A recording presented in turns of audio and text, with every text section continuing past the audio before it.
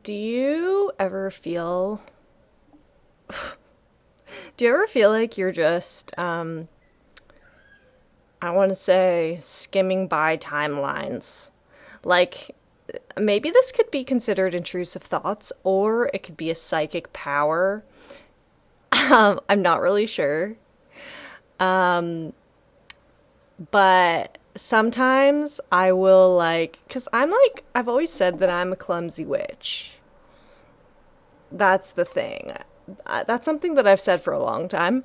But then I started to be like, okay, maybe I should stop saying that so that it stops being true. But I honestly think that it's just a thing about me. That is a thing because I have ADHD. So if you know, you know. But sometimes I just feel like I'm skimming by timelines, and just barely avoiding disaster. Which is oh, it's 4:44 p.m. right now. Oh, and it just hit 1 minute and 11 seconds on my clock. Crazy. Anyway, sometimes I feel like I'm just like barely skimming by very dangerous timelines. So this is an example. I was just making my dinner, but I didn't turn the light on. I forgot to turn the light on, and I was cutting potatoes with this massive knife, and I cut my finger, and it's fine. But it was very close to not being fine.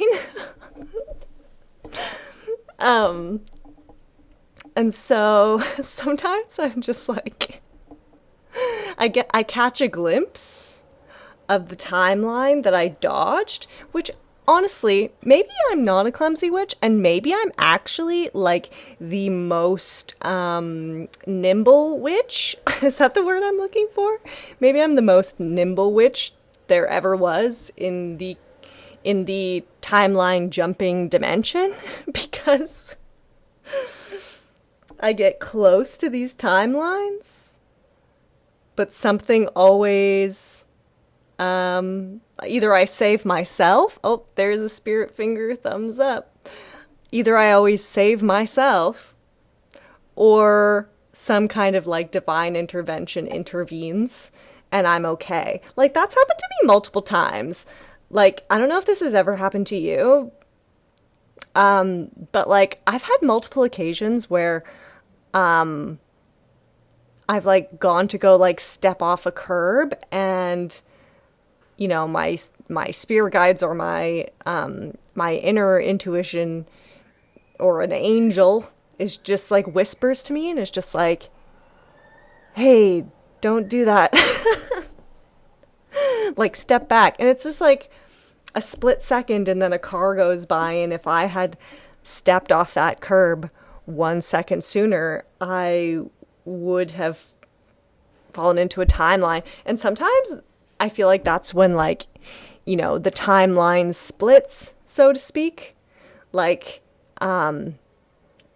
It creates this quantum, I'm hearing the words quantum choice point, which is so interesting. I've never said those words before. It's like a quantum choice point, or yeah, I'm hearing divine quantum choice point. That's really cool. Not that I need to AI, excuse me.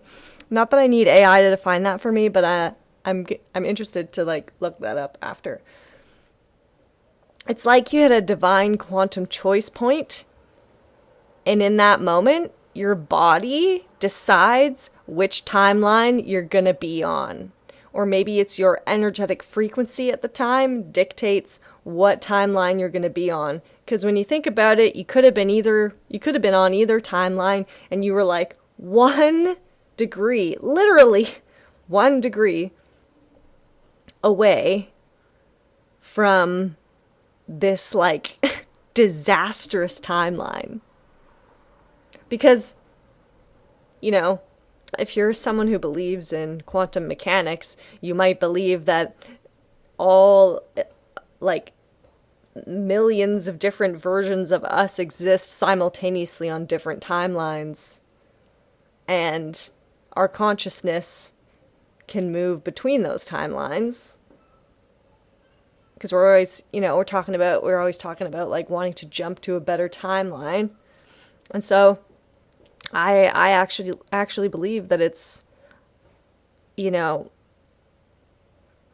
these quantum leaps don't always have to be, we think of them as like huge leaps.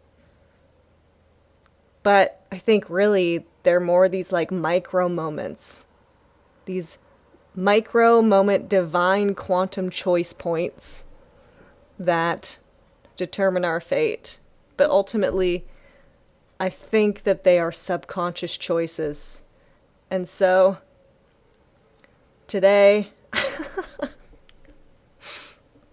my comedic genius was like, oh, we're going to cut these russet potatoes with the lights off, and we're going to play a game of chance with the universe just for fun. My subconscious was like, this would be fun and exciting to have the adrenaline of almost falling into a disastrous timeline that we didn't want to be on. But some magical divine force, which could have been us, could have been an angel, could have just been our frequency, which are all really made of the same stuff in the grand scheme of things. Something swooped in and helped us stay on the desired path.